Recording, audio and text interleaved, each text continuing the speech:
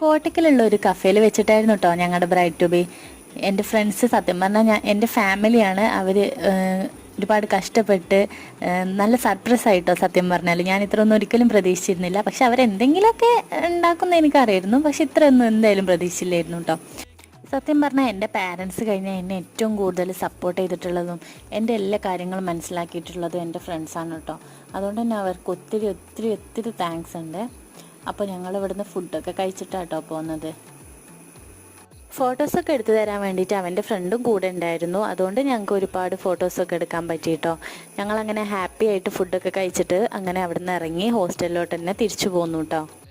നമ്മളെ റെസ്പെക്റ്റ് ചെയ്യുന്ന, mutually understand ചെയ്യുന്ന, നമ്മളെ ഇഷ്ടപ്പെടുന്ന ഒരാളാവണം നമ്മുടെ കൂടെ ജീവിക്കുന്നതെന്നാണ് കേട്ടോ എൻ്റെ അഭിപ്രായം. അതിനിപ്പോൾ അറേഞ്ച്ഡ് മാരേജ് ആണെങ്കിലും ലവ് മാരേജ് ആണെങ്കിലും നമ്മൾ പരസ്പരം മനസ്സിലാക്കിയ ശേഷം വേണം ഒന്നിച്ച് ജീവിക്കാൻ എന്നാണ് ഞാൻ കരുതുന്നത്.